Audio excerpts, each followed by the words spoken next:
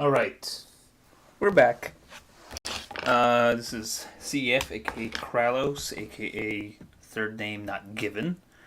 Um, and unlike, and well, where am I going with this? Like I said last night, I was going to finish getting these deeply dead characters finished, and I say that with a lot of humor, but I'll be very honest. As I mentioned yesterday, any of these four characters that I made could beef it. In fact, it could be a whole TPK with this first random solo dungeon that I could come up with. Speaking of which, I actually had some ideas about how I could best visualize this. I know my first intuition was probably to get the camera a little lower. Yeah, get the camera a little lower, and then put it all on ye old graph paper. Um, my other idea was maybe getting a computer program, like a graphing program, and probably just doing a little screen recording of that while I build up some of these dungeons. Um, but we'll see. We'll see where it goes. I'm very partial to analog stuff. Um, so where were we? That's right. Little recap. We have four characters we're gonna run through this solo dungeon. There's always room for more, specifically because in the solo dungeon, there's always room to have henchmen or hirelings, what some people would probably say meat shields. Um, but let's reintroduce our characters again. I'll probably redo this when I actually get around to making a solo dungeon. So we have a group of four. We have Alexandre, the human paladin. He has a 13 strength, a 10 intelligence, a 13 wisdom, a 9 dexterity, constitution 12, and 17 in charisma. His HP I ended up rolling A2. Now, if I were running this now theoretically, if I were to run this for players, I would tell them, no, you rolled a 1 or a 2, or at least the very least, if you rolled a 1 for your HP as a fighting character, or a fighter or fighter subclass or whatever, I would ask them if they wanted to re-roll, because ideally a fighter should have more hit points, because they got to tank stuff. But this is my own solo stuff, and I'm more ruthless. I'm a killer DM in my own work, or at least when I'm running stuff solo. I'm used to making tons of characters and killing them off. I don't know. I feel like I would like a lot of roguelike type games. After him, there is Robert, the human cleric, also level 1. Strength 13, intelligence is 7, so he's going to get a penalty on some intelligence stuff. 14 wisdom, or he doesn't know as many languages, there's no real penalties on that. Anyways, 14 wisdom, 12 dexterity, 12 constitution, 8 charisma. Not very smart, not a lot of personality. Also, he's 20 years old, whereas his brother, Alexandre, was 18, and he'll live up to be at least 114 if he survives and gets old. Same thing with Alexandre, he'll be 119. He's 6 foot, he's 6'9", he weighs 210 pounds, he weighs 209 pounds. He used to be a leather worker, and he has skills in gardening. They're both lawful good.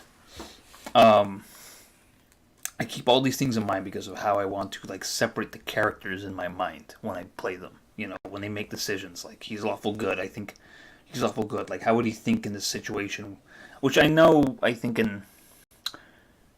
ideally in D&D you would never really run your characters according to their intelligence or charisma stats. You as a player have to embody those characters. But as someone who's running a party, I would rather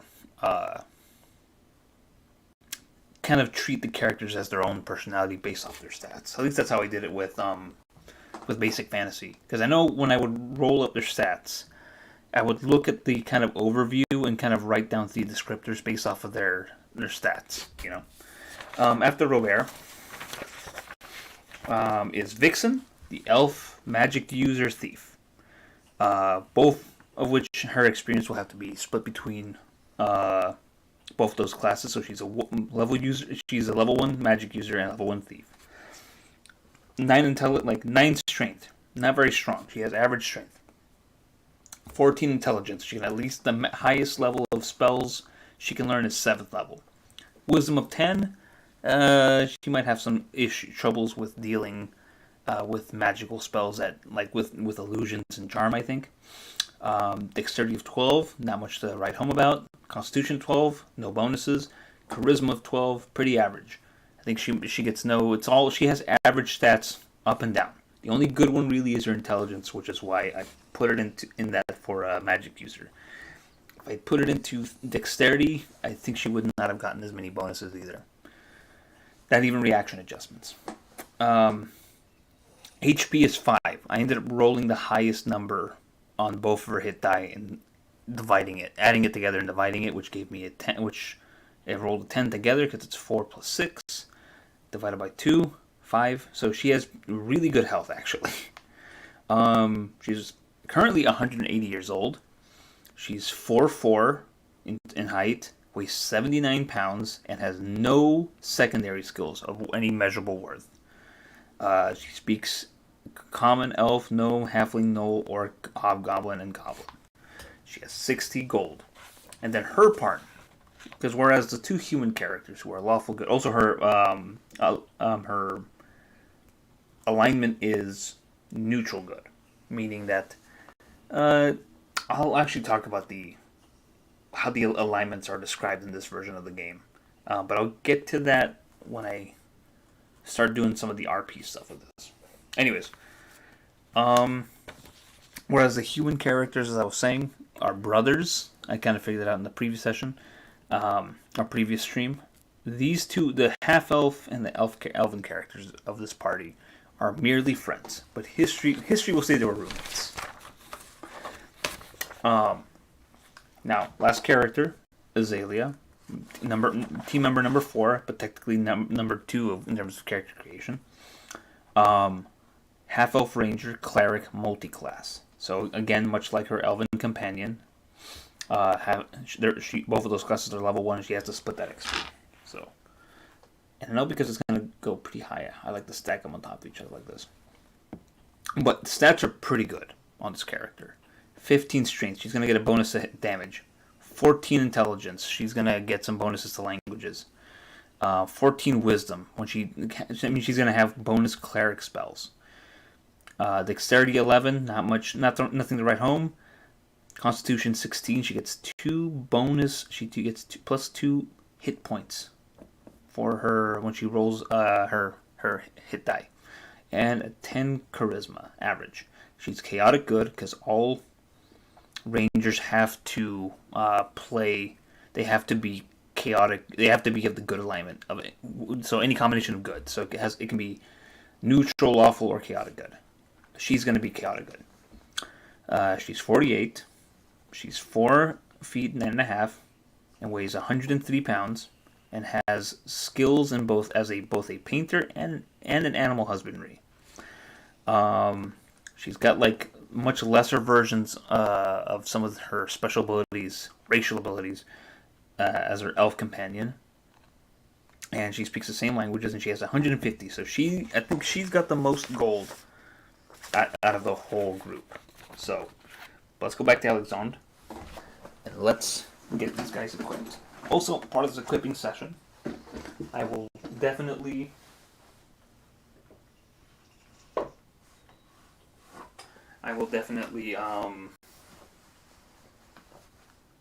also go through the process of having these characters have spells and how acquiring and memorizing spells works in this group.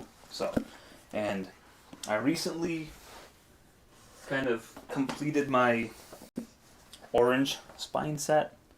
So, after the initial release of the OG, the iconic Dungeons and Dragons first edition, advanced Dungeons Dragons first edition, TSR decided to do a cool little rebranding, get some more professional looking artists like Clyde Calwell and Larry Elmore and and the like. So I mean, which some people argue takes away from the charm and feels like it's misleading, and also Jeff Easley, because this is who made that's who made the covers on these. But they got rebranded, they got more uniform, and they have a more I guess more classically, less dark and almost kind of arcane look, and more of the traditional fantasy look. So got the Monster Manual, Dungeon Master Guide, Player's Handbook. So this one and the Dungeon Master Guide are the one that we're going to use today. By the way, that Monster Hunter or that Monster Manual is very hard to get in good condition with the yellow cover. You'll find tons of copies of the second Monster Manual, which only came as part of that second wave of that rebranding. And also you'll find tons of copies of the original Monster Manual. So you'll always find copies of that. Same thing with this in the Dungeon Master's Guide, but for some reason the orange spined Monster Manual, the easily cover, is super hard to find, and if you do find it, it's always you'll never find it for under $50. It's really it's a pain in the butt. Anyways, back to what I was saying. So let's look at what we have here. So I went over the money yesterday. Where's the money? Let me take my little screen away for a second.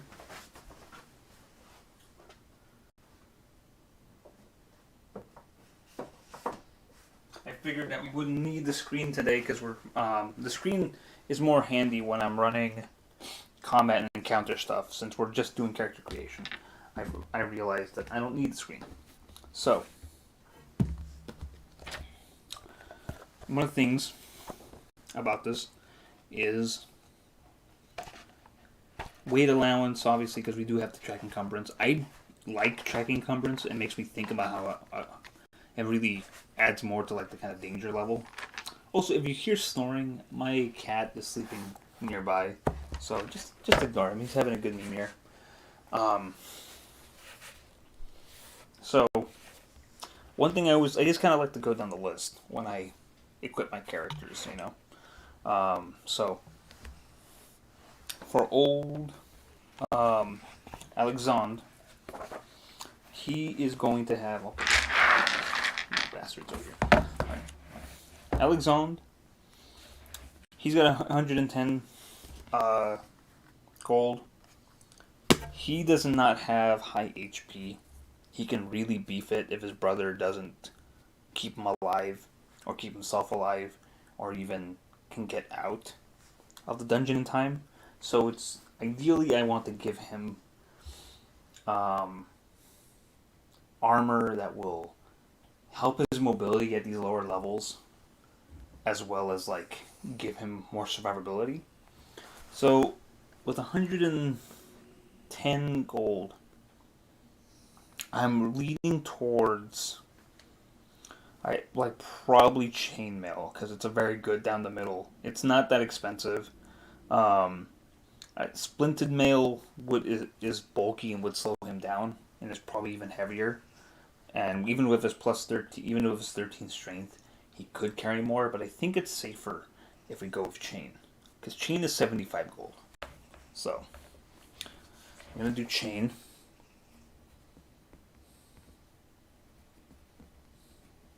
So chainmail.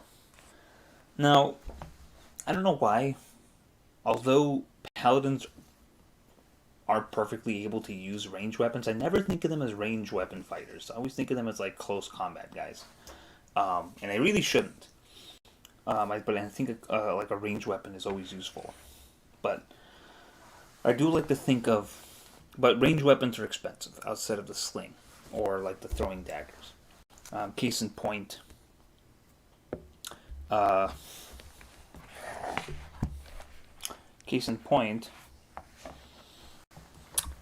Longbow is 60 gold. Composite longbow is 100 gold. A short bow is 15. A crossbow is 20. And a light crossbow is 12. And the main downside to using a crossbow is that a light crossbow will only give you one shot per round. A light crossbow gives you a shot every other round, so you'll shoot one round, spend the other round reloading, and then you'll get to shoot again.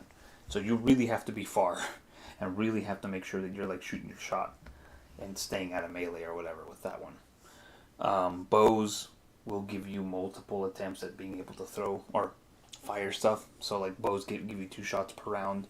So do daggers when you throw them. Slings are only 1 again, and then darts you get 3. Also, there are weapon proficiencies. So in 5e, you have weapons that you can add your proficiency towards, or armor that you're proficient with. So in AD&D, proficiency means how many you can use any weapon, but you have to choose a few. And then if you don't know how to use the other ones, if you come across it, you suffer a to hit penalty with it. And every few levels you add more. So in the case of a paladin, he has 3 initial weapons that he's proficient with. And I say he because the character is male in this case. And then he suffers a -2 to hit with any weapon that he doesn't know how to use. And then at level 3, he gains another weapon. So I think the only one who starts off with the most weapon proficiencies is the fighter, which makes sense considering that fighters do not get magic or anything like rangers and paladins or get special abilities. They're just vanilla punch man or vanilla hit man. Back to what I was saying. So I'm thinking, since I got chainmail already, I'm thinking, it seems like a sword is very obvious for like a paladin. Seems like the iconic thing. Even that like image from the paladin section shows a paladin like whacking a demon with a sword, and obviously a holy sword is a thing. So it feels right to use a sword, at the very least like a long sword, because I know they're not that expensive. And with like, let's see, 75 under our belt, minus 110. We have like about, let's see, minus 75. We have about 35 gold left. I want to use some of that on like light sources and rations, obviously carrying stuff, and what's the last one? And of course weapons. So I don't want to splurge too much on weapons. A longsword is, well, a broadsword's 10 gold. So I might go with a broadsword. And then probably, how much is a shield? A small shield is also 10. So I think what I might do, that leaves me with 15. And then I'll spend the rest on supplies. I think I'll do that. So, I'll go chainmail. Or even then I can maybe even just stick with, I can stick with maybe even like a hand axe or actually the battle axe is only 5 gold. But would that give me, but what's the length on that? So this version of the game also does not tell you if something is two-handed or one-handed. It's kind of intuitive. The only weapon that even brings up the idea of a one-hand or two-hand is the bastard sword, aka the hand-and-a-half sword. And it gives you a specific rule about how to utilize, or how, if you were to utilize it as a long sword or one-handed, it functions as a long sword. So damage as a long sword and whatnot.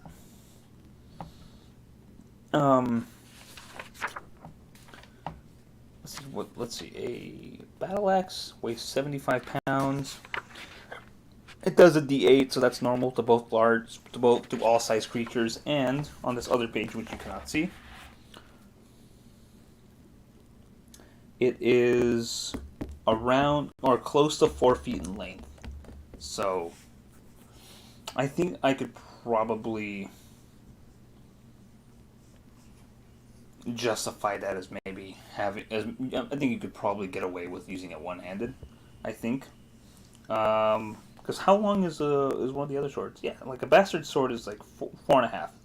Broad is 3.5. Same thing with long, and then short sword is about 2 feet long. Is around there. So I think you could probably get away with using a hand axe one hand or a battle axe one handed, and it's cheaper. So let's go axe battle, and I'm going to say that his 3 weapon proficiencies are the battle axe, definitely the bastard sword when he gets it, and there's probably a chance he'll come across like long swords more. Battle axe. I'll say battle axe, long sword. I'll add another one, and then one range weapon. Or okay, how about this? Battle axe, dagger, because you can always have a dagger as a backup. Battle axe, dagger, and then which also counts as a range weapon, but I want a real range weapon. And then I'm going to say probably a longbow. So battle axe, longbow, dagger. Those are his 3 weapon proficiencies. For now, that I'm going to add the shield. It's going to be small. By the way, it does not matter. Oh, Maul. I put Maul. It doesn't matter what size your shield is in this game. They all reduce damage by 1, but they also, depending on what direction you're being approached by enemies in combat, it negates a specific amount. So they only boost up your armor class depending on how it depending on the angle they're attacking you. So if they're from behind, you don't gain the benefits of a shield or your dexterity bonuses to your armor class. So an armor class for chainmail is 5 with no bonuses, and then also the shield, so it's technically 4. And I know you're thinking smaller AC isn't that bad. No, smaller means harder to hit in original D&D or old school D&D.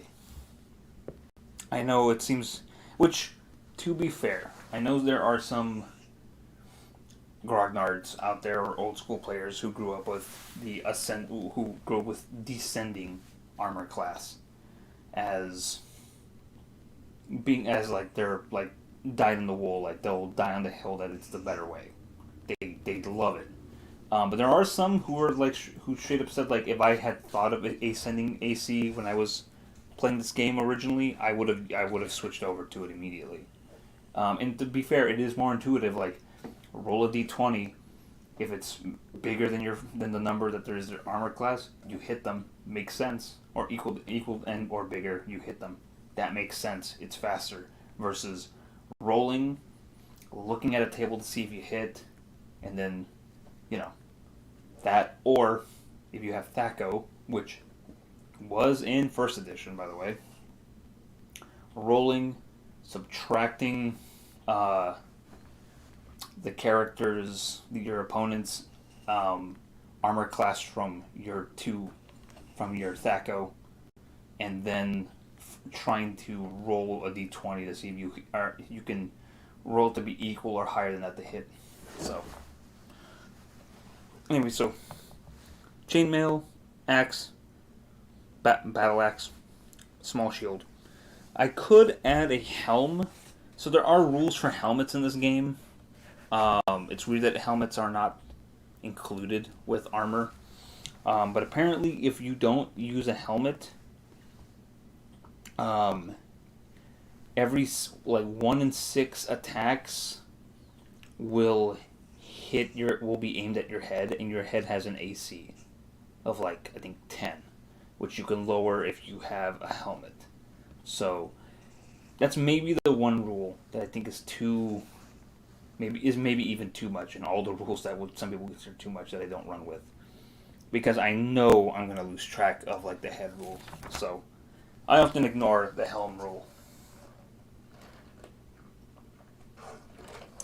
Although it probably couldn't make up for some survivability. Who knows? So 75 plus 5, 80 plus small shield 10, and that's minus, I don't know, guys. So I got 20 gold left.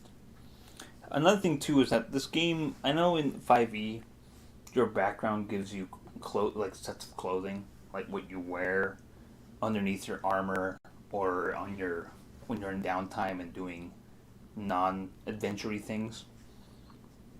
I know they do. I know you know usually don't have to think about it too much, but clothing is a part of this thing, and it does add more like details. Like, okay, if you don't buy a belt, how are you gonna carry all your stuff? You know, how do you like if you want like a belt pouch, you need a belt. I think same thing with like the way girdles work in this case, which a girdle in this version is not like the like female or not even female, but like isn't like your like like under shapewear that we know of now, or it's not even that little weird like belt that uh, priests and women wore in medieval era in the medieval ages. You know, a girdle I think in this case refers to like a very wide, the kind of very wide belt, like a leather belt. It's almost like I heard someone describe it as like the weightlifting belt that weightlifters use. Like that's more closer to what a girdle is. I think if even you look up like Scandinavian girdles or whatever girdle belts, you get that. So, which I think is good um, for like carrying like heavier items, like a sword or whatever. But a belt works fine. A belt is cheap too. So no, actually, a normal girdle is 10, 10 silver pieces. Which, by the way, in this version, 20 silver pieces equals 1 gold. So it's a little wonky the way because it's not by tens like it usually is in other versions. Although 2 electrum still equals 1 gold piece, weirdly enough. Um, so, which probably means that like 10. Oh, that's probably why 10 silver pieces equal 1 electrum piece, probably. Um, that's probably that probably makes more sense now that I think about it. Yeah. Okay. So shield. So then I like to move on to like clothing before I start adding like the miscellaneous items, like the adventuring gear. So I'm thinking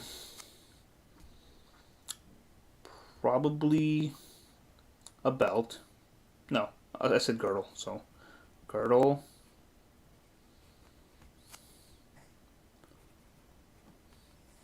normal, normal.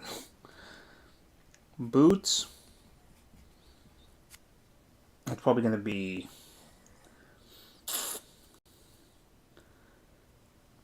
Yeah, to get some. I'll be a real cheapskate.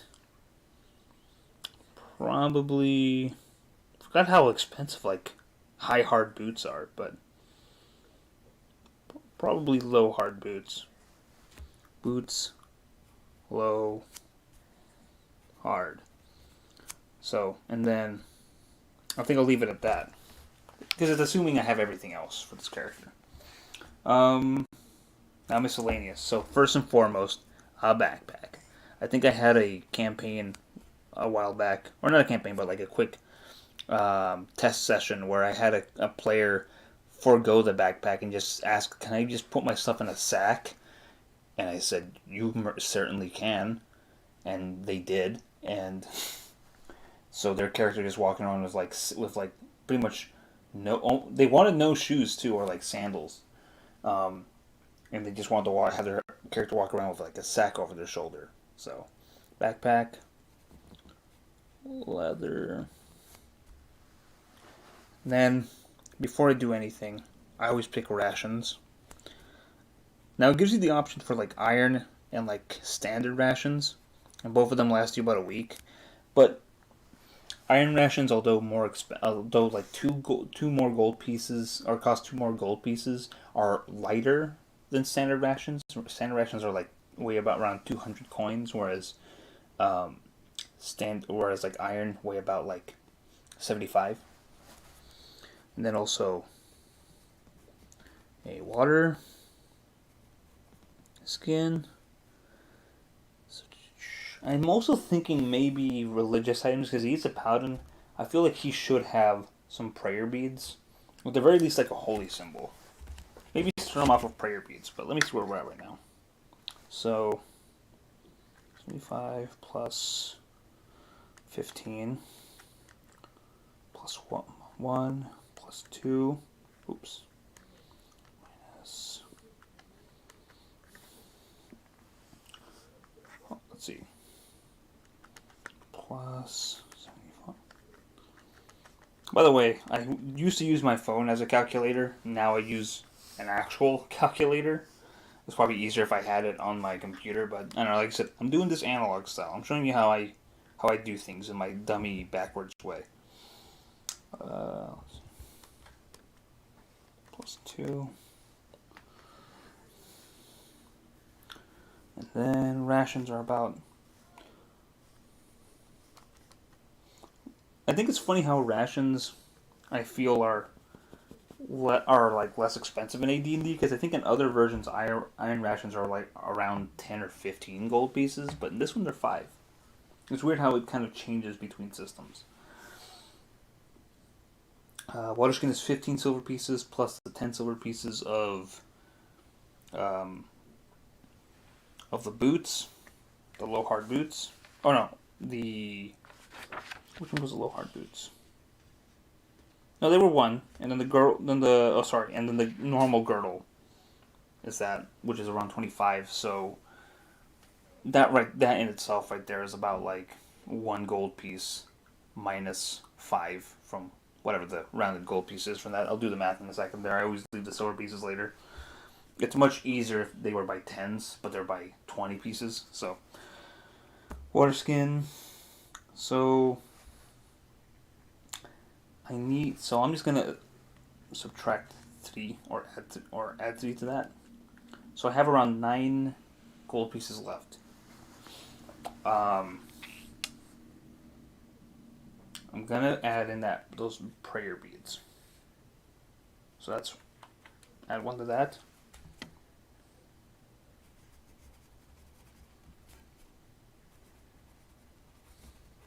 Prayer. It makes sense for a paladin.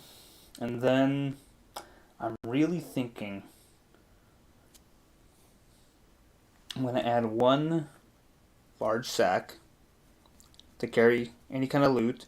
Paladins do have their little like thing about like their tithe and their vow of poverty. So this is more, which I think about like their vow of poverty. Like in this game, when you reach a point where you can go to the next level, your dungeon master will give you a grade on how you did on every adventure. They're then going to add the total the numerical score that corresponds to that grade, and then divide that total by the number of adventures you had, and then whatever that total is how many weeks your character has to train to go to the next level, and they have to train underneath a character who's like a high level, specifically under name level. So you have to seek out a master, like someone who's already like established, and pretty much have them train you in their ways to move up to the next level. And it's like 1,500 gold per per week. So if you're a class that does not indulge in treasure, specifically a ranger or a paladin, how do you get the money, or how do you save up money to eventually move up, or even when you have to deal with characters who maybe don't even take treasure. Like I can imagine a paladin and a ranger probably taking your money and donating it to their worthy causes, but a druid seems like someone who would not be into money. So why does a player character who's a druid need to gather up treasure in order to pay off another druid to teach them? I'm pretty sure there are some DMs. This is the reason why most people who run AD&D never do the training method of leveling up. They pretty much keep it. They pretty much keep it like they just do it like they do in original or classic D&D. Just when you get the next point, it's automatic, and it's not like your character gains any special abilities or anything like you do in fifth edition. Fifth edition, you don't have to train to level up unless you want to like gain like a skill or a feat in as an option. But you do have to. Um, I do in terms of like running a campaign. I do like to have like a little like down. Do like to set up the level up sessions during downtime to kind of like narratively add how these characters gain their abilities and get stronger. In the case of like original or like classic or the all nebulous word of old school D&D, I think it's perfectly normal to have the characters probably just level up in their sleep or between adventures because they're not really gaining any abilities, especially if you're running it old school style. They're just kind of getting more hit die and getting better at hitting stuff, learning more spells, so it makes sense. But anyways, I do wonder, but back to what I was saying, I do find it like a weird kind of like contradiction of like how is a paladin supposed to like pay for their training if they're not allowed to like like save treasure or keep treasure, you know. To which I would always say like I think until they or even how like they're supposed to build any kind of strongholds once they I think it's one of those things for me the way I would kind of rule it would be they as soon as they reach that level where they could start where they would need money to train or build strongholds or pay off hirelings or whatever, that's when they're allowed to keep more treasure. Um, I think specifically when it comes to training, I would have the paladin pretty much like when they're at that level where when they're at the point where they're ready to like level up, then I would probably have them uh, probably start going into a dungeon to uh, start saving up money, you know.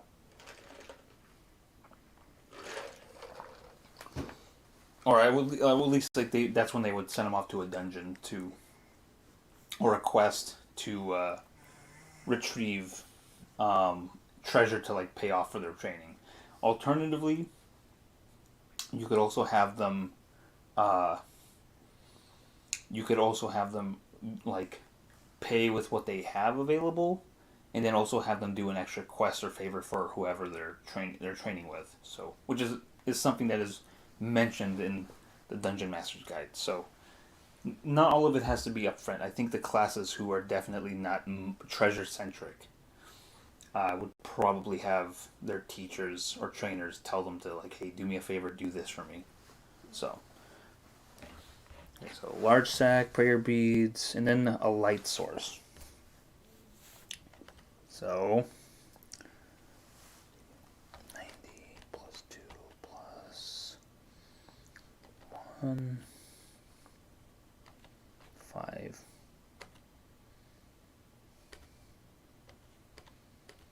minus. So I have 8 gold left. Now I could spend it all on torches and a tinderbox. Or I could spend the hooded lantern 7 gold. So I'm gonna have to do torches. Never mind. So torches and do 4 because each torch weighs around 25 coins. So 4 torches together is about 10 pounds, which would probably fit inside the backpack. Torches 4 and then tinderbox, and then that'll be it.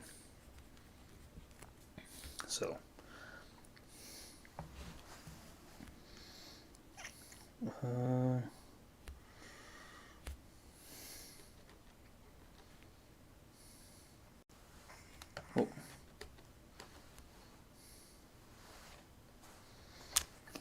Let's see, 90 plus 5 plus 2 plus 1 plus 1 again plus 3 plus 1 again minus. So I have around 7 gold pieces left. So this guy really needs to go into a dungeon to collect treasure. This is why you usually do it this way. You could always start off with like a cheaper armor or cheaper materials and then kind of build up as you go. But I think having a character have decent starting equipment and then going from there and then like having like single digit gold left, I think is the incentive to go into a dangerous environment to gain more treasure, especially since AD&D is very treasure centric. I would say also is like I think basic and AD&D are very treasure centric because that's also how you gain a lot of your experience. I would say you probably gain more experience. You level up faster by finding more treasure than you do by fighting monsters. Okay, so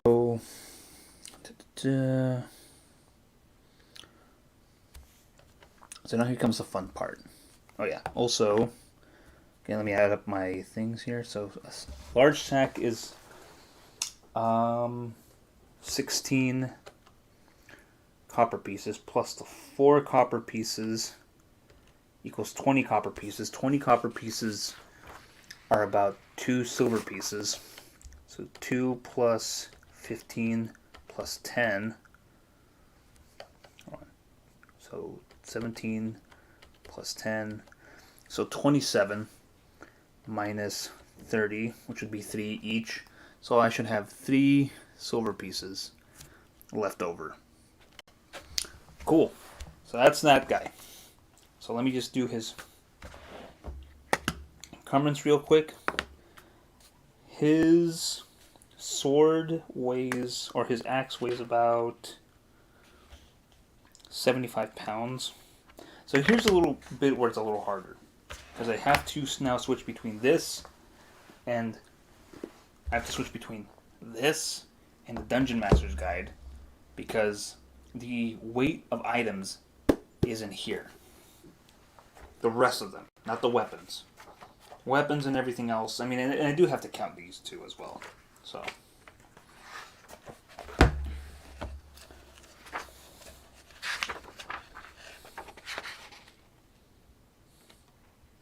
Okay, so I got 75 to start off. There's a nice little. The back of the book has all these like important tables too. So plus the chainmail, which they give in pounds, which is weird. So I have to like divide it by 10 to kind of get the weight in pounds as opposed to coins. So chainmail is about. They say it's about 30 pounds plus. Around 30 pounds, I would say. So plus 30. So I'm already 105. Or really plus. So 75 plus 300 coins technically. Backpack. It weighs 20 pounds empty. But I think because the way the rule is, I think it's in Rule Cyclopedia or 5th edition. I can't remember where I read it last. Is that some of these items don't weigh anything, or they have a weight that they weigh a specific amount when they're empty or by themselves or folded or not being worn or whatever. And I think that ties in with this. So let me double check because I know before I always added the basic weight of the backpack to this.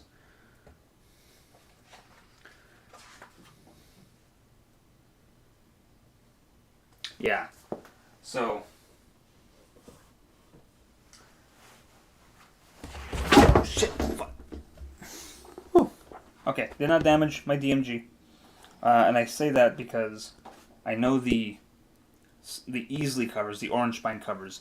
Weirdly enough, you think these are really good solid books, and I think I've heard people say that their Dungeon Master's Guide holds up better than their other books, but these ones actually cannot take less of a beating than their prior counterparts. But I think there's a rule in here somewhere specifically for not summon monsters. Here it is. Musical items are large and bulky instruments, such as drums. Maximum weight of it for a normal strength person can carry and still move is 1,500 gold pieces, or 150 pounds. Certain items are not included when figuring out encumbrance. These include material components, unless large and bulky, any helm but a great helm, if the character wears any armor, one set of clothing, and thieves' picks and tools. So, many of the things may be bought or found, but it's impossible to list them all here. The encumbrance of those items, let's see, So it gives you a really good example of how like encumbrance works, but it's really kind of, instead of telling you, especially items that like hold material, doesn't tell you, like, it doesn't say how much a backpack holds, but when you read this little passage, it tells you how much it holds, which is around 300 gold pieces, or in coins. It was around 300 gold pieces, or it can hold 300 gold pieces, or something that's like not super large and bulky, you know. Let's see.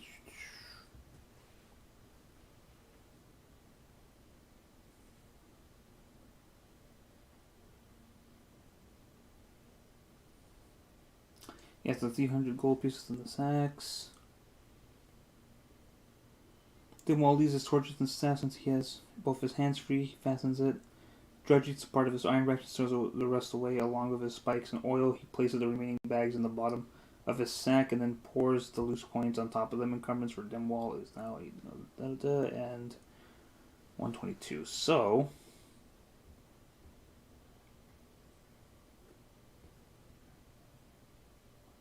$800 gold pieces. Wow. So yes, sorry for this, seems kind of more boring than it's worth, but figuring out some of this stuff, because I want to see if he actually adds in the weight of the backpack in here, because I know he's got a, like Gary Gygax is a weird way. As an example, Dimwall, the magic user, and Drudge, the fighter, have prepared for dungeon exposition. 2 characters, wow, okay. Dimwall, besides his normal clothing, has strapped on a belt with a large pouch on it. Into this and his robe, he tucks his material components, minimal encumbrance. He also places his pouch, a potion bottle, a mirror, some garlic and belladonna, and his tinderbox. On his right side hangs a dagger and sheath. 4 or more daggers are on a bandolier slung across his chest. That rules. So he's just like gonna huck it. Just like this magic user running around with like a bandolier with like 4 daggers on it. Wow, that image goes hard actually in my head. Let's see. Over these belts, he puts his backpack. In his backpack goes a hand axe for chopping up, obviously.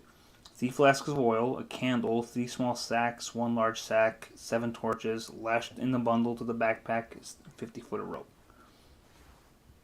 Lashed in a bundle to the backpack. So, in his left side, hanging from his belt, are a leather scroll case and his purse filled with 20 gold pieces. He holds a staff in his right hand and a torch in his left. He is now ready to travel. His encumbrance total is 689. 689. So let me do the math on that real quick. So this fool has his belts. So he's got 2 belts. So that's 6 gold pieces. Large pouch is, so they don't really put in a pouch, but they have a purse in here. Oh, right here, belt pouch, large, 10. So 16 already. I think dagger is both like 10 gold pieces each. 20, I think. I'll get back to it in a second. His robe being worn. Sorry, my cat's sleeping again. It's 25. So that's already at 41. Let's see. Potion bottle are 60. Purse is 1 with 20 gold pieces. Backpack, let's see.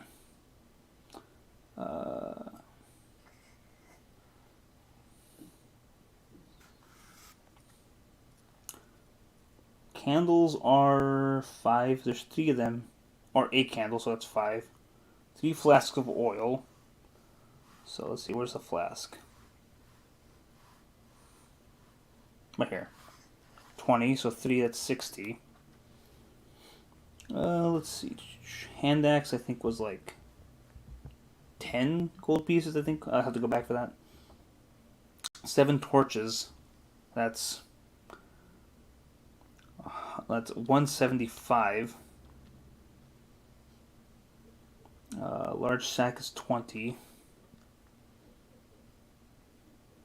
Rope, I think, is also like 75. Yeah. Does this dude not go in with the rations either? Hold on, leather scroll case.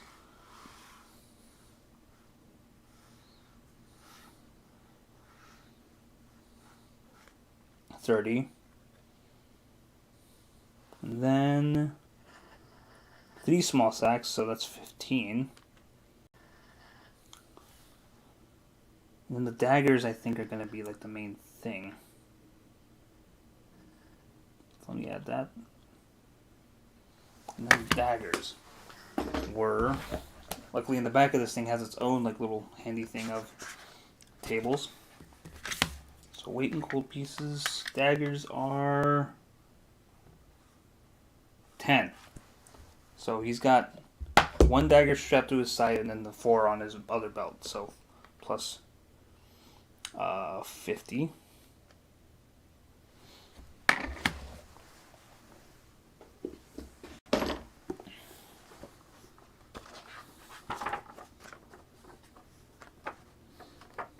Where are you again? Okay, here we go. So, and then I forgot to check the axe.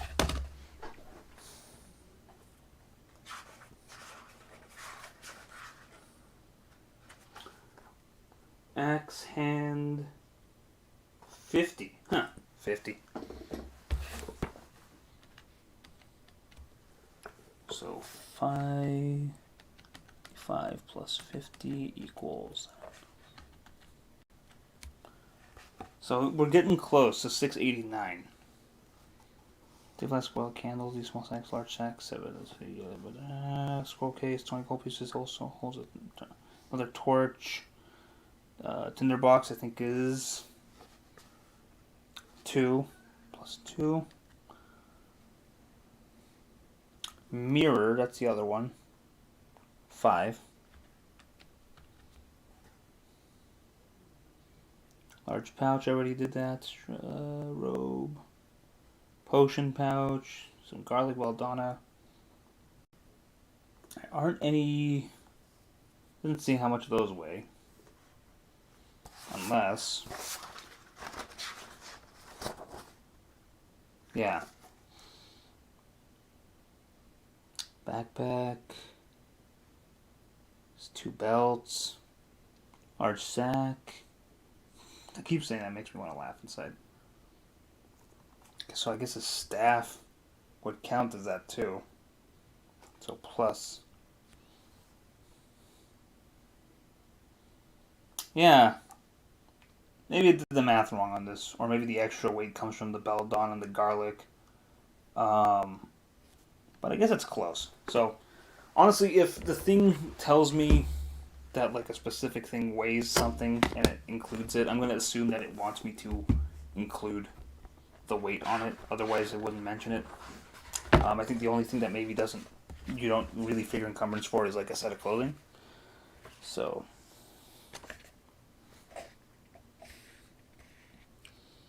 let's see.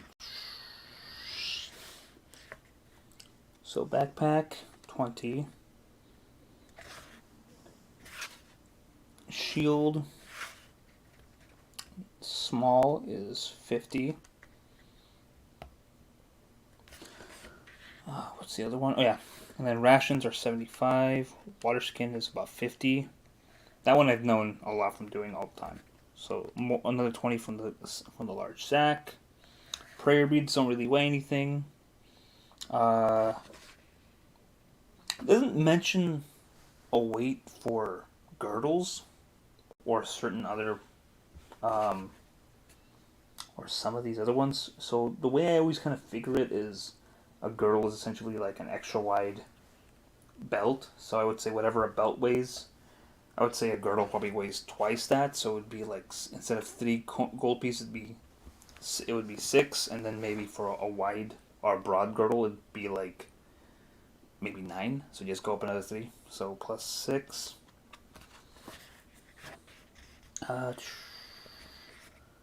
Torches, 100. Dang, I messed that up.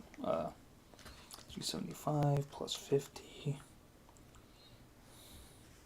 plus 20 plus another 20 plus 75 plus 50. Bless you, boy.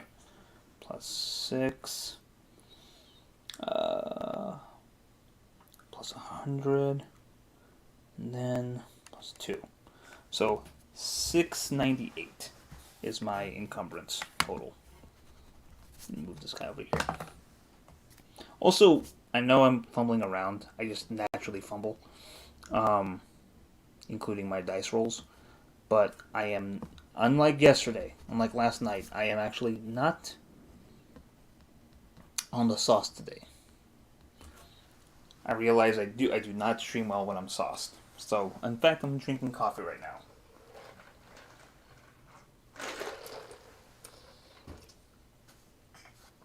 Internet's getting all fucky today, so let's see.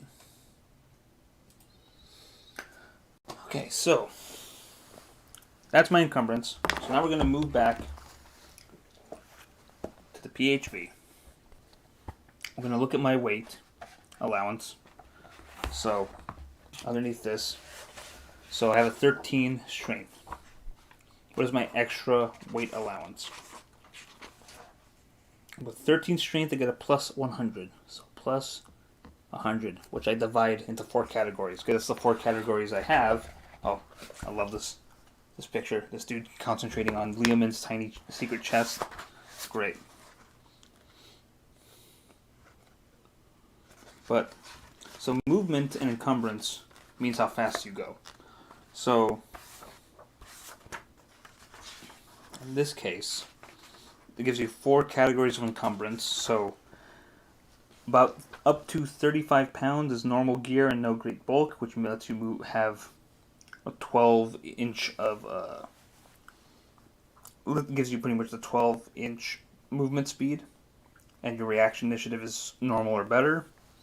If you have heavy gear, armor, and equipment equal of about up to 70 pounds or fairly bulky, you have 9 inches of movement, and the normal reaction initiative, no bonuses. Heavy gear gives you 6 inches, and you're slowed. Doesn't really explain it, but that's up to 105.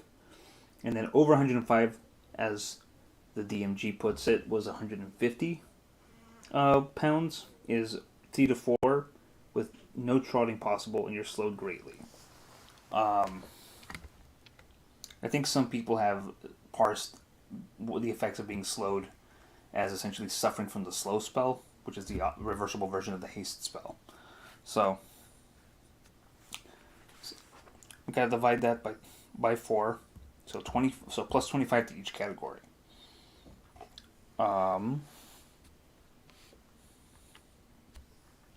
technically, instead of 350 pounds or gold pieces plus 25, it would be 375. Instead of 70, it's 725. Or instead of 700, it's 725. So I'm at the limit where I'm at 9, or I can move at 9 inches per movement. That's my movement. So now, Alexandre is done. I'm just gonna kind of speed through a little bit with the other characters. I won't focus so much on the miscellaneous stuff, just to kind of like keep the ball rolling. So 140. I think he'll also have chainmail and weapon restrictions. So cleric is only allowed to use certain weapons, specifically a club a flail, a hammer, a mace, and a staff. Whereas a druid can use a club, a dagger, a dart, a hammer, a scimitar, a sling, a spear, or a staff. So they get more variety, but they wear worse armor and shields.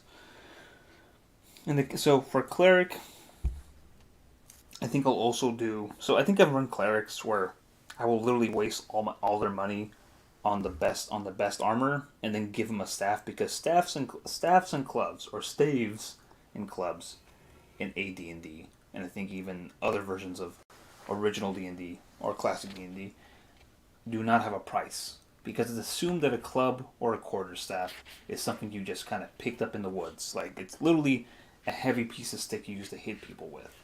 So I'm thinking I'll do chainmail and shield as well. Shield, small. I'll probably give this guy a lantern.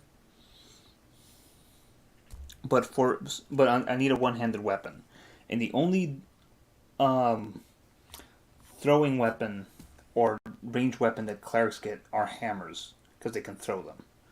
But usually, the mace is like the bread and butter as is the iconic weapon of the cleric. You know, that's like the weapon. That's why the mace counts as a simple weapon in 5e, because even though it's technically a martial weapon by historical means, a mace should be in the possession of a warrior of a cleric in some way, so they count it as a simple weapon. Let's see. So I'm looking at the damage that between a mace and a hammer.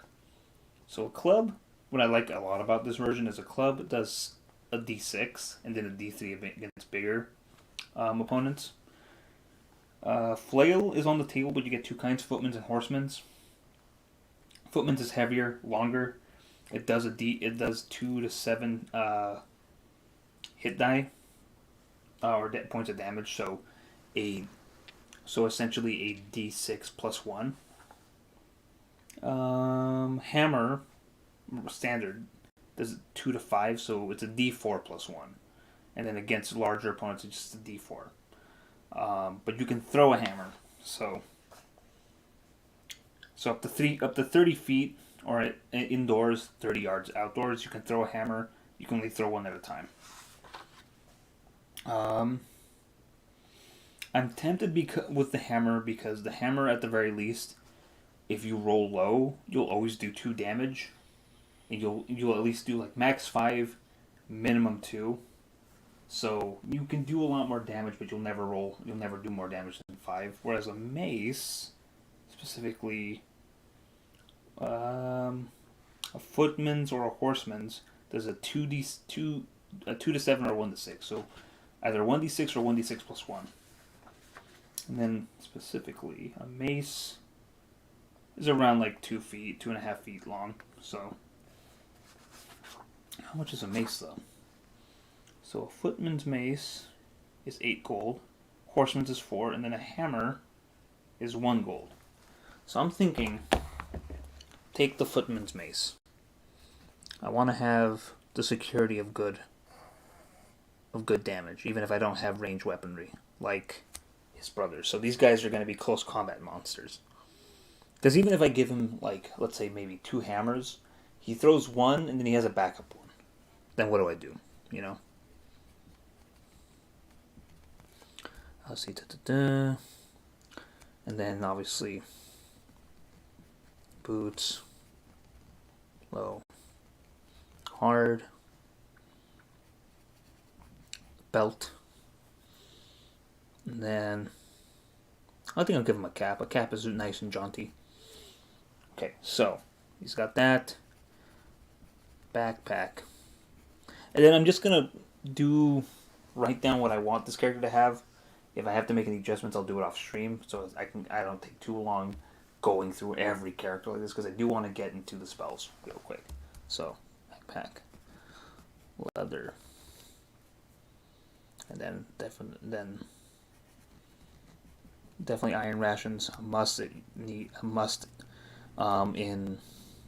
dungeon environments. Weirdly enough, there are no explanations for some of these miscellaneous items, as there are in basic and classic D&D. I find it very interesting that they don't include those things in there. He definitely needs a holy symbol because of his turn undead. And luckily it gives you different options, like a wooden or an iron one. I'll go a holy symbol iron, or iron holy symbol. When I played Rackham Vale, I was testing it out as a solo module, or trying to test it out as a solo module.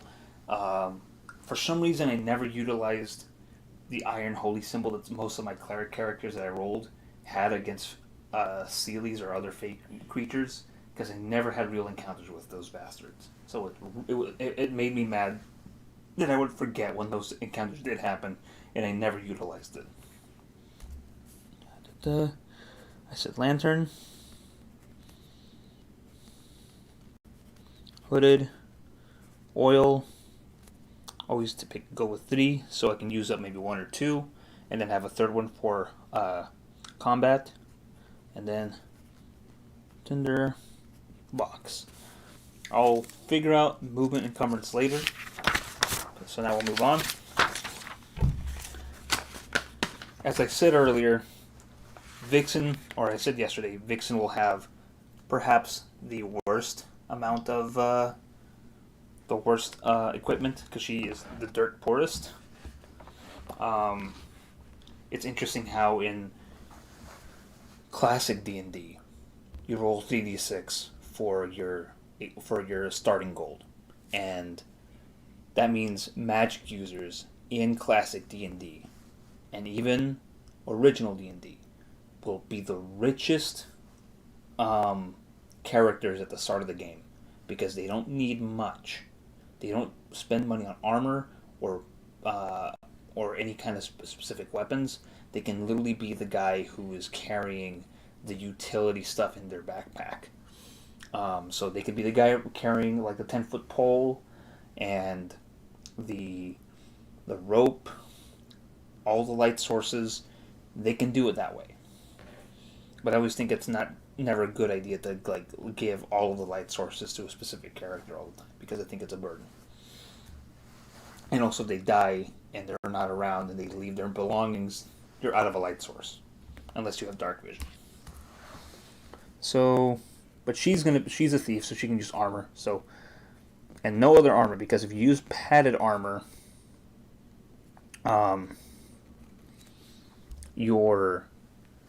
if you use padded armor, it counts as bulky. You get a movement penalty on it. So I think it doesn't. So you have to stick with leather armor if you're a thief, or if you're just sure that you're. Honestly, the way I would do it is if you roll a thief with high dexterity, obviously it'll like their bonus will add or will combine with their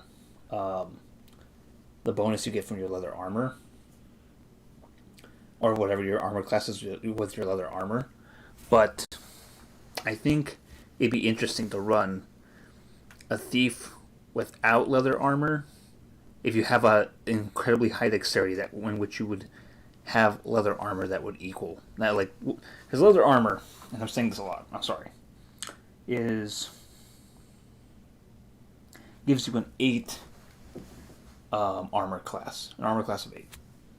So everyone without any armor has an armor class of 10.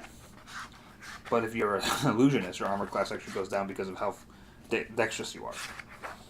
So in order to get an armor class of 8, you would have to have a 16 dexterity.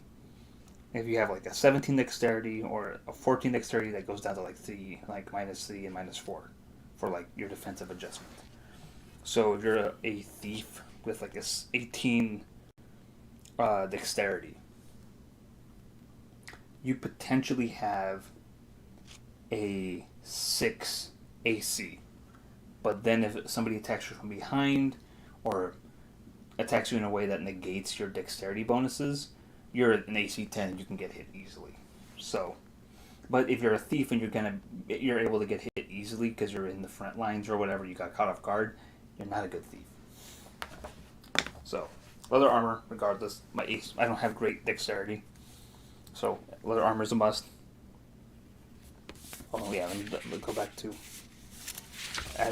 put in his. So shield, so his is a 4 as well. Okay, so not bad. So 8 AC. I'm gonna try to stay away from frontline combat as much as possible, even if it betrays my companions. Oh yeah, weapon proficiencies for Robert. He, as a cleric, he only gets 2 when he starts off, and he gets a -3 to hit if he uses a weapon he's not familiar with. So I'm going to say his weapons are going to be hammers and maces. Or how about hammers and quarterstaffs, just in case. No, maces and hammers. Stick with that. No more. Maces and hammers, so he can at least has a throwing weapon if he ever comes across a hammer. Vixen, as a elf magic user thief, she uses the better proficiency. So, magic users only get 1 proficiency, so they're only good at 1 weapon for about 6 levels before they learn a new weapon. Thieves are good with only 2 weapons for about 4 levels, and then assassins, which is the subclass, are good with 3 weapons. So I'm thinking 2 weapons.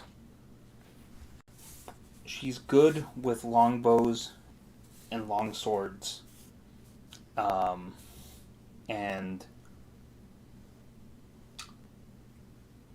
and short swords. But as a thief and a magic user, bows are off the table. So I'm thinking only the long. So good with, I'm gonna say, at the very least, a short sword, and then the other weapon, I'm gonna say for her attack stuff, because my choices for weapon as a thief are clubs, daggers, darts, slings, and swords. So I have technically 3 range weapons: a sling, a dagger, and a dart. And then I have a choice of broadsword, of 3 different kinds of swords, specifically broad, long, and short. Yeah, and then clubs. So I'm thinking one close and 1 range. But also I will be dirt poor. So I think starting off, she'll probably be rocking daggers. So I'm thinking her 2 weapons that she's good with from the beginning will be daggers and a short sword. So right off the bat, her weapons are going to be a dagger, daggers plural. I'm going to give her 3. So 3 times, daggers cost about 2 each, so 6. 6 plus 5, 11.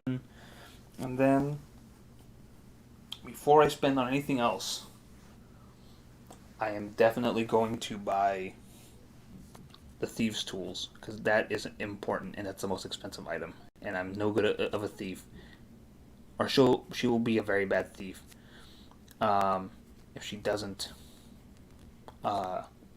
take them. So let's see, and then boots, low, soft, belt,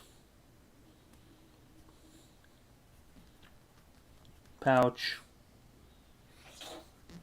bless you, Les, belt. You okay, buddy? My cat's sneezing. You okay? Large. For components. And then back. She doesn't have to worry about light sources because she's an elf and she can see the dark. And then rations. Water skin. Now, an interesting thing about this is that there's water skins and there's wine skins. They cost the same, but filling a wine skin is more expensive because you're filling it with wine, although it doesn't really matter.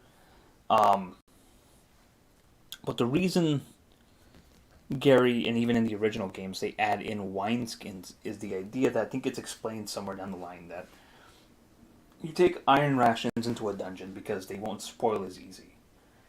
Within a day, standard rations will spoil in a dungeon. Same thing with water. Like within a day, water will spoil in a dungeon, whereas wine will last longer. Also, um,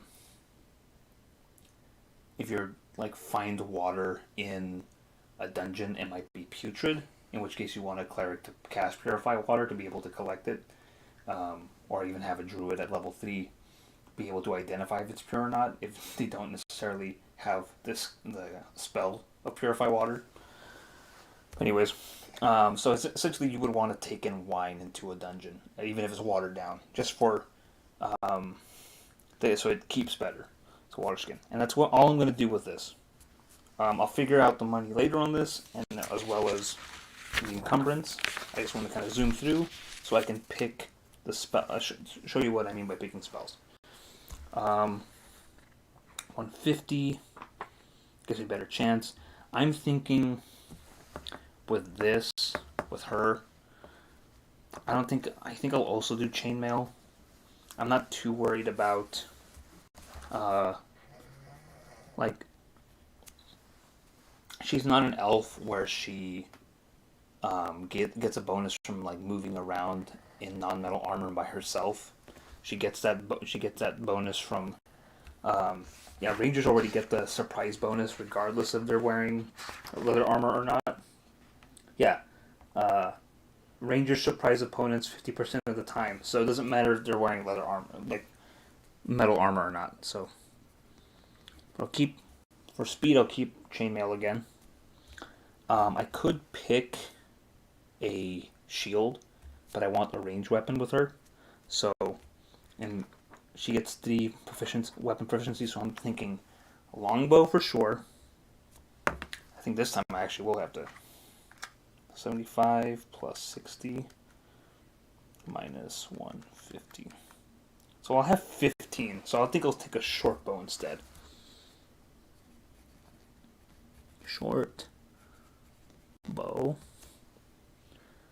Then obviously a quiver with and then you get 2 types of quivers depending on what on your ranged weapon of choice, or for each choice. Because I think if you pick bows, your quiver options are like either one that holds a dozen arrow capacity or 20, and then if you pick crossbows, it's either 20 or 40, which I think is crazy. I'm gonna go with 20. And then arrows are dozen. And then if you pick silver arrows, they cost more. So I'm thinking a dozen. So technically it holds 20. So 1 dozen. That's 12, and then 2 times 8. 2 times 8 equals 16. So, because I want to have my 20 arrows, a dozen is only 12. So I'll have to make up the other 8 with buying single arrows, which kind of sucks. 16 minus. So I'll have like 40 left. 20 arrows. Quiver 20. I'm gonna have to give her. I always think that having daggers is like a good backup weapon if you have to throw it, or at the very least do 2-weapon fighting, which I think is something that Rangers get as something they're good at in later editions. Specifically, I think 2nd edition gives you the 2-weapon fighting bonus. So I'm thinking for her. So yeah, it's 75 plus a short bow is 15, so 90 already. I have 60 gold left. Plus 1, plus another 1, plus how much was my? Okay, plus another 2. So I'm thinking for her weapon, I think I will give her. Oh, she should have a scimitar. She's gonna have a scimitar, guys. There we go. Scimitar. Skipping ahead again. Backpack. Leather. Boots. She's walking around in like the. I mean, I would say hard boots are better for outdoors and wilderness, and maybe not so great in a dungeon. But she's a ranger, and wilderness is her thing. So I'm gonna say she's gonna have like boots, low, hard. And then she's gonna have. I'm gonna say she's gonna have a girdle as well, normal, just to kind of mirror Alexandre. Then of course rations, iron for a week, water skin. And then I'm going to add a rope. Because you never know when you need one. Even though we have a thief on our team that can scale like surfaces, you never know when you need a rope. So, I think that's what I'm going to do. Quiver, scimitar. Should I buy a hawk? A hawk would be fun to have. Oh! None of these fools have sacks. I'll give her one large sack. Just to carry. Just so she can hand it over to the thief if she needs it.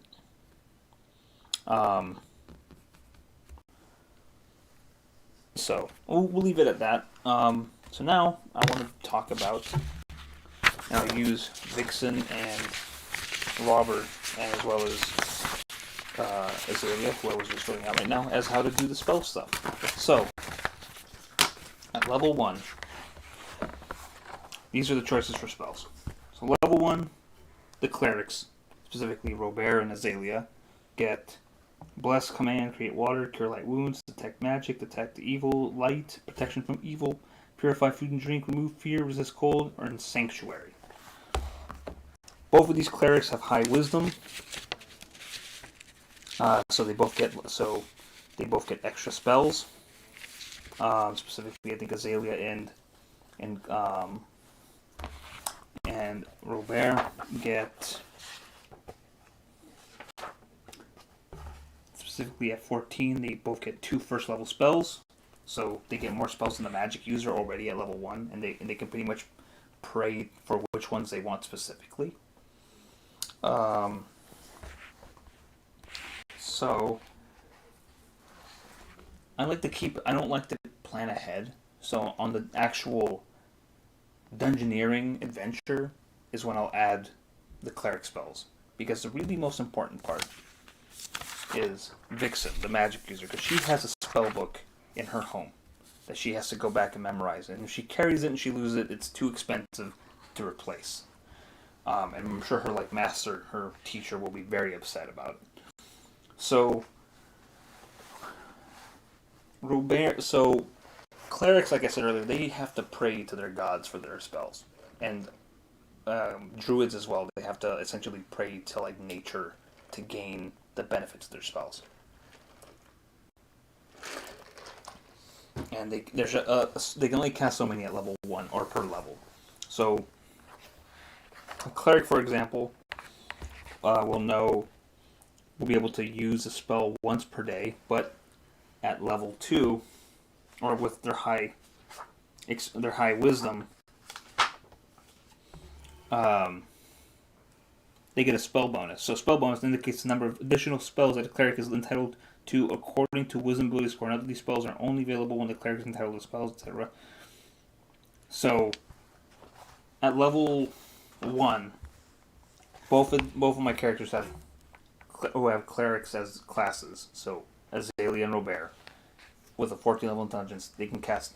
If they just have the minimum, they can just cast one cleric spell. But with 14 wisdom, I said intelligence earlier, with a 14 wisdom, they have 2 extra spells they can cast. So, what does that leave with the magic user? Magic users have to learn everything out of their spell book, and the way they acquire spells every level is that they get to learn 1 spell per level, but if they want to add more, they have to go out in the world, and that's part of the reason they adventure. They have to go out in the world and like find scrolls and other magic user spell books and like copy them down. That's essentially, can I copy your homework deal with magic users in the old game. And it's something that's preserved in 5e as well. But the spells you start off with, you don't get to pick. Unless your dungeon master allows you. Nowadays, you just pick your spells that you want to start off with, and you get 6 of them in 5e. In the original, in AD&D, you get 4. And one of which has to be read magic. So I'm going to switch this over and put spells. And I'm going to write down her chance to know. So CTK, chance to know. Almost freaking get myself a paper cut with this book. I don't know what I would have been more devastated with if I ripped that page, or if that page like sliced open my like my knuckle on my thumb. Okay, so 14 is 55% chance. Maximum spells I can learn per level is 6, and then is 9, and then the minimum is 6. So 55 for my chance to know, and then max is 6, 9. Nice. So here's my first level spells. I automatically have to have read magic, which is a thing that is carried over into, I think, original and specifically classic D&D. Like in the basic sets at BECME, you have read magic and 1 other spell, and it's usually something that will help you survive at lower levels before you learn more. But in this case,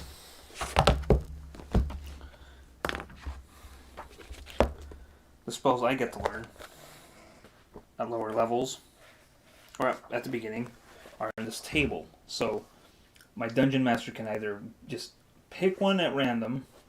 If I were a dungeon master, I would just either pick one depending on what I would think would be more useful from each category, and hand them over to the magic user, or I could roll randomly.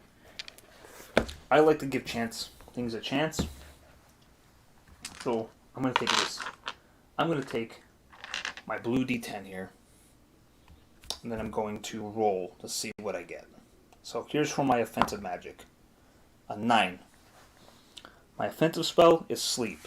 Thank God. Sleep is overpowered in old school D&D. Defensive spell. 2. Dancing lights. Fair enough. Kind of a good distraction spell. I was kind of hoping more for something like shield or protect from evil or even hold portal. But dancing lights were useful. I can distract monsters that way. And now my miscellaneous spell. Also 9 again. And that is right. I've never used right. Oh no. I have a feeling that this one might be fairly useful. Or useless. So let's look up these spells. Now, but before I do want to point out the minimum spells I get to know are 6, but I start off with 4. So it's the only time like the rule kind of contradicts itself, where it's just like you start off with 4, but the minimum you're allowed to know is 6, so you keep on rolling until you get your 6 spells, but you only start off with 4 in your spell book. So it's a weird thing. We'll see how that figures out when we have to look for spells to learn in a dungeon. Hopefully I encounter some scrolls. But let's see what Dancing Lights and Write do, because I know what Sleep and Read Magic does.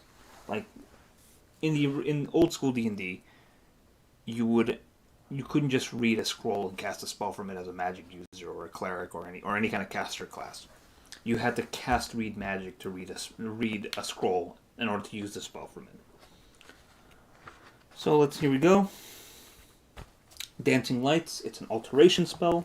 It's level 1. It's got a range of 4 inches plus 1 per level. So depending on the setting or the situation, it's either 40 feet plus 10 per level or 40 yards plus 10 per level. And it lasts 2 rounds per level. The area of effect is special. It uses vocal, somatic, and material components. It takes 1 segment to cast, and there's no saving throw. When a Dancing Light spell is cast, the magic user creates at his or her option from 1 to 4 lights, which resemble either torches and or lanterns, and cast that amount of light, glowing spheres of light as evidenced by will-o-wisps, or C, one faintly glowing, vaguely man-like shape, somewhat similar to that of a creature from the elemental plane of fire. The dancing lights move as the spell caster desires, forward or back, straight or turning corners, without concentration upon such. Move as the spell caster desires, forward or back, straight or turning corners, without concentration upon such movement by the magic user. So the magic user can just have these lights, especially if they're man-shaped, or like humanoid shaped rather, just tooling about at will, They don't have to concentrate on it.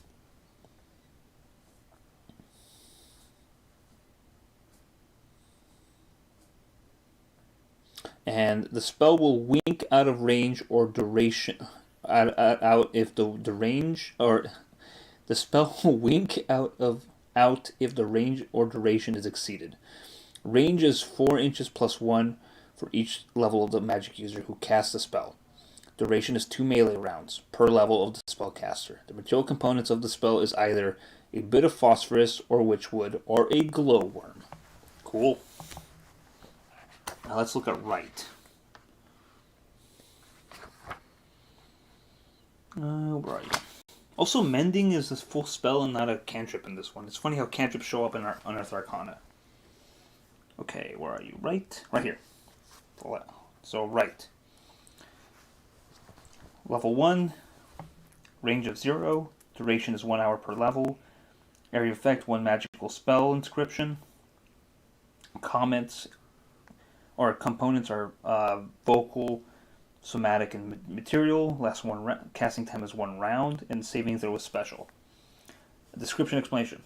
By means of the spell, a magic user might be able to inscribe a spell he or she cannot understand at the time, due to level or lack of sufficient intelligence, into the tome or other compilation he or she employs to maintain a library of spells.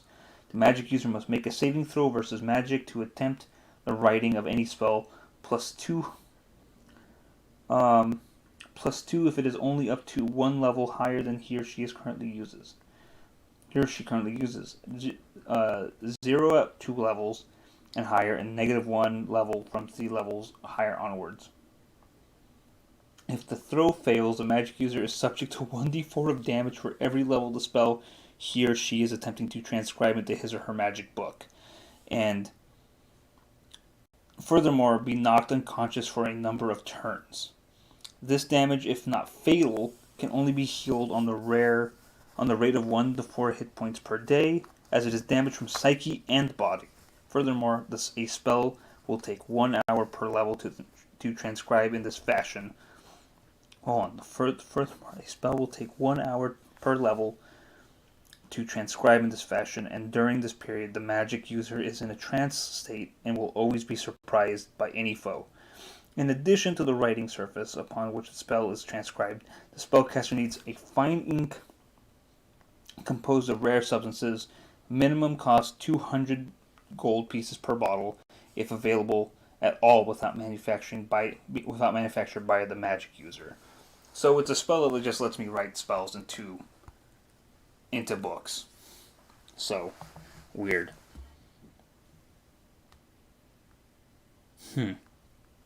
So it's a weird utility spell.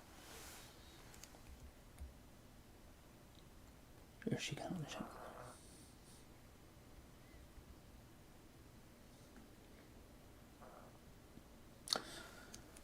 So if this magic user comes across, so if Vixen comes across a spell that she cannot understand at the time she finds it, she can cast Write and put it into another spell book. And then when she is at the right level, then when she goes up a level and gets a better chance and is finally able to understand it, she then can go back to that spell and try to learn it again.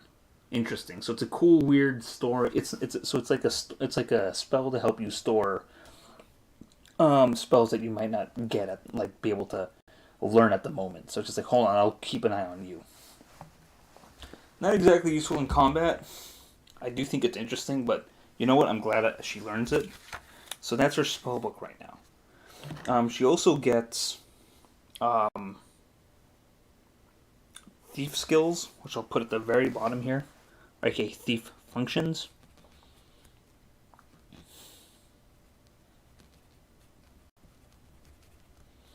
Thief functions. And then as an elf, she does get some bonuses from this. Let's see, where are you?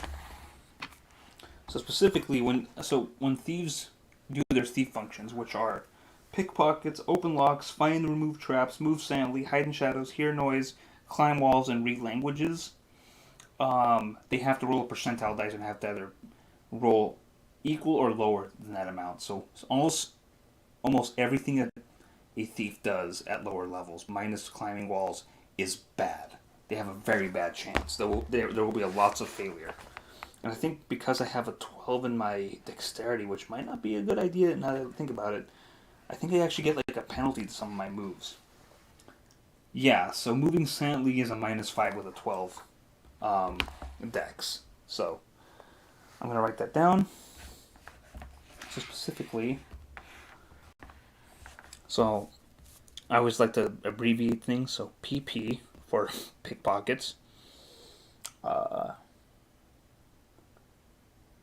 What is it? Open locks, OL. Find and remove traps, aka fart.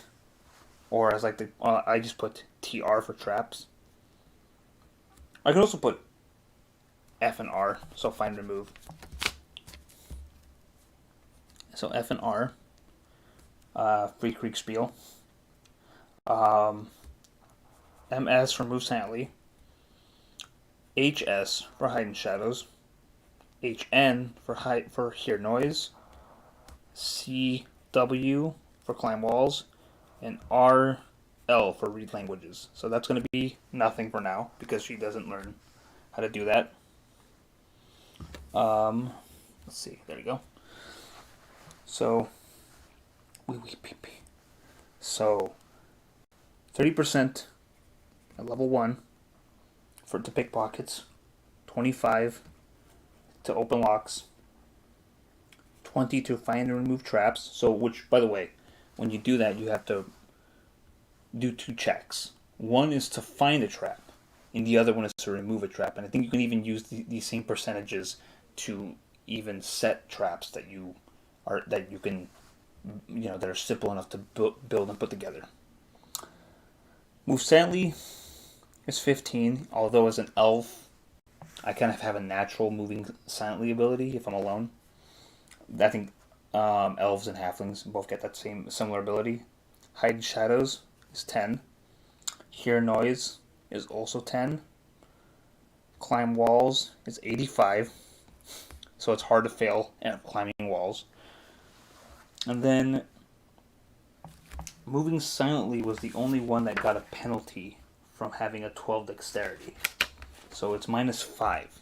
Well, like but then I have bonuses to it. So With picking locks, elves have a +5. With opening locks, I actually have a -5 as an elf. Moving silently, you get a +5. Hide in shadows, I get a +10. Hearing noises, I get a +5. I get no bonuses from climbing walls and no bonuses from reading languages. And as I said earlier, my dexterity is 5, so I have a -5 to moving silently. So that negates that bonus. So it's just a stone cold 15, a 20 for opening locks, a 35 to pick pockets, a 20 to hear noises, and a 15 or 20 that moves into hide in shadows, and a 15 to hear noises.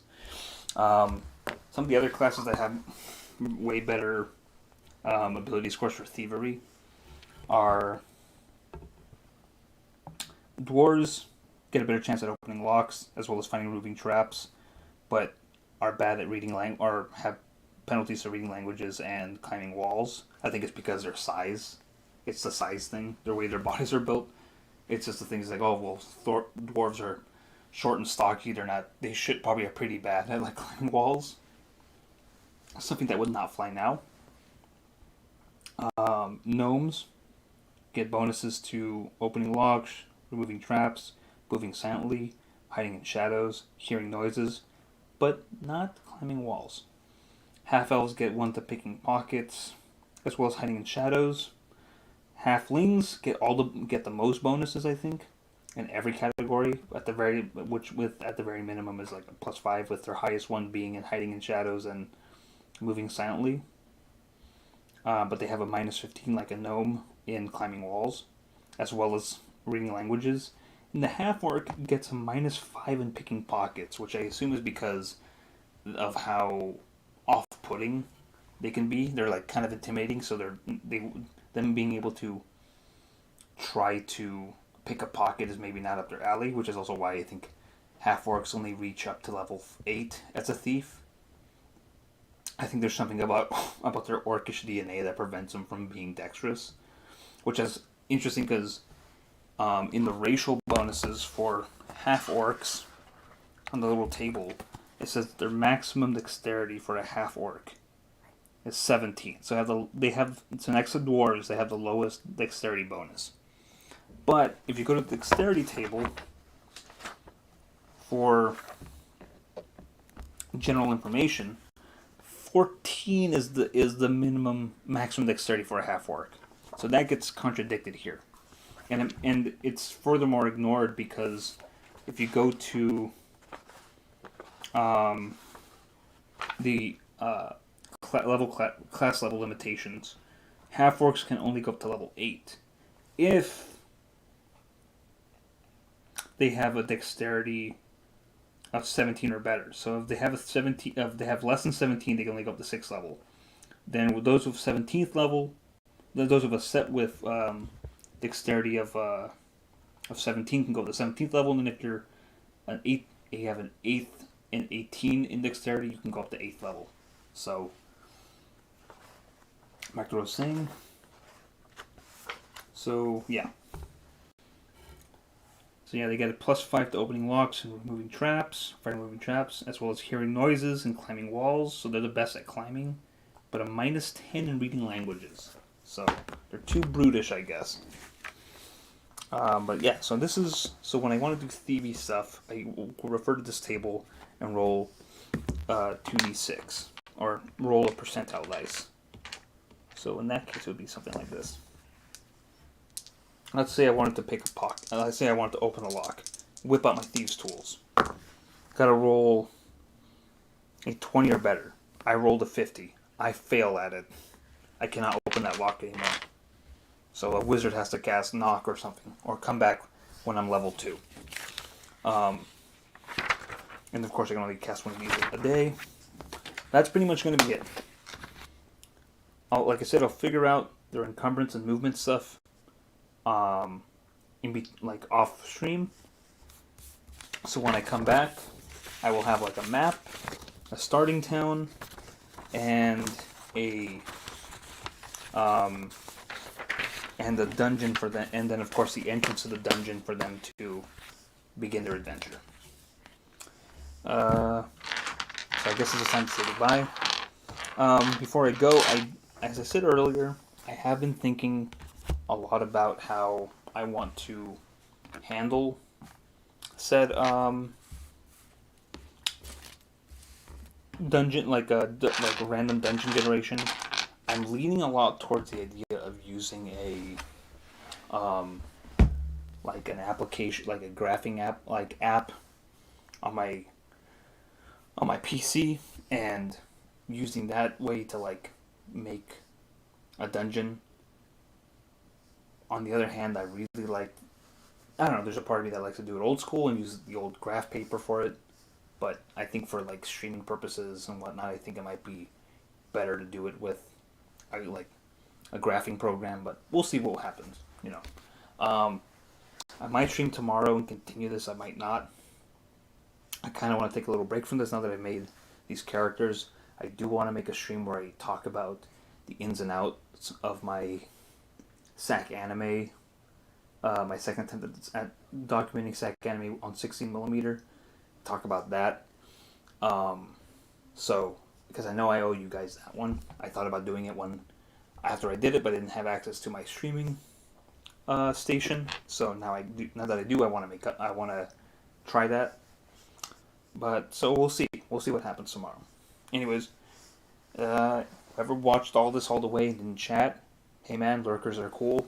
Doesn't matter if you want to engage or not.